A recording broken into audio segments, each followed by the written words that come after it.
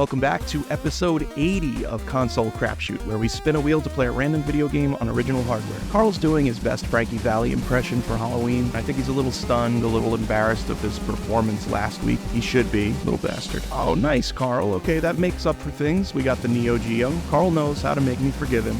I love breaking out the Neo Geo. It was my goal for like 30 years to have one, so...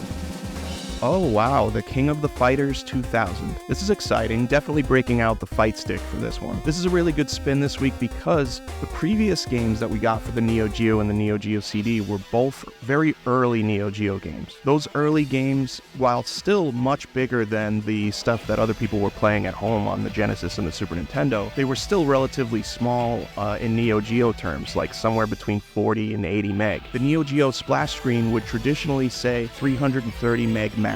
That's what the architecture was capable of, and we haven't come close to anything on the show yet that is that big. But later on, they found out, because the Neo Geo games were essentially arcade boards in a cartridge, they found ways to actually break that ceiling. So the splash screen for this game is noticeably missing the 330 max. And this one is actually 688 meg, which is pretty crazy for a cartridge game of the time, especially on a 9-10-year-old system. It's pretty incredible. The Neo Geo had some legs. And you can see it. You can see it in the animation, you can see it in the backgrounds, you can see it in the movement. The crisp, fluid movement of the characters in this is really impressive. Also the sound quality and the music quality is absolutely incredible. Like blasting it on my home theater really feels like that booming arcade experience. So the original King of the Fighters series, I guess I should start with SNK, the company that makes the Neo Geo. They had a bunch of fighting series. They had, most notably were Fatal Fury, that was their big one, and then Art of Fighting, and then you had other games, The Last Blade, there was tons of them, Samurai Showdown. And the King of the Fighters series basically took all of those fighters and put it in a giant tournament. The first one was the King of the Fighters 94, I believe, and it released every single year up until 2003, I think. The thing about this one, the 2001, is this is actually the last one that the original team made. SNK made this one, and then they went bankrupt. After this, the games kept coming out, and they were good games,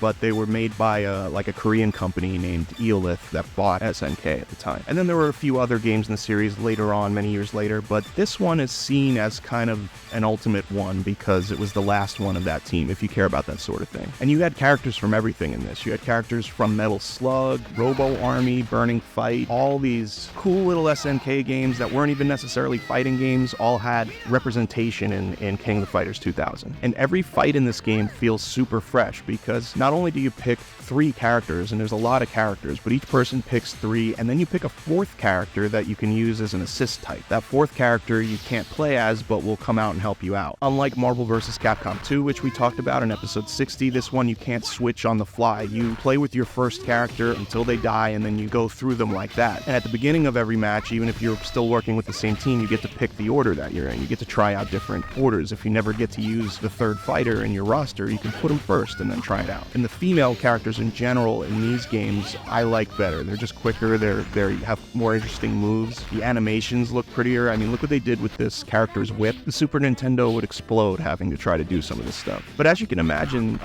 this game has a lot of replay value if you are playing it with a friend. If you have a friend that is really good at this and you have 2 arcade sticks and you just go at it, the replay value is great because, like I said, there's so many different options with the team combinations. No 2 fights are going to be exactly the same. But I'd say if you don't have that other person, eventually this game's going to get a little boring. The fighting system, there's a lot of depth in it, but as an overall game, once you get used to that fighting system, there's not much depth there. There's a little bit of story, but it's the same story for every character, basically. There's not a lot of modes or unlockables. It's just really designed, as are most Neo Geo games, designed for the arcade. They're designed to face off against someone and eat quarters. So it does what it's supposed to do, but I should bring up that, there's not much to it in that regard. There is a little tutorial that would splash up in the arcades, and you see it here. It gives you a rundown of all of the more complicated fighting systems that are part of this game for when you get more advanced, which I am not. The final boss is really awesome. I love the animation on his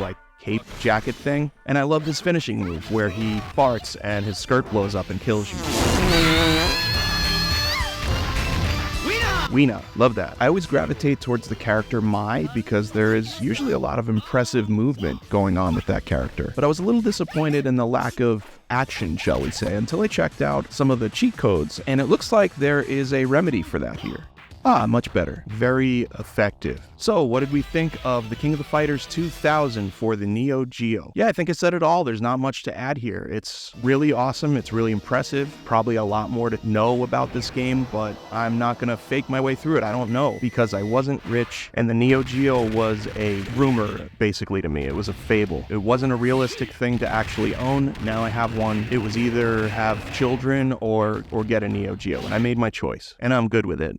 This game is a definite 4 out of 5. Really amazing on so many levels, but limited in variety, modes, and replayability. All right, that was fun. That's another 20 episodes down. That means this week, probably on Tuesday, there's going to be another tier list. We're going to add some more games to that. Looking forward to seeing where the next 20 games will land, and we're really making it to 100. It's within sight. It's within our range. I think we can do it. Hope you'll join me for it, and see you then.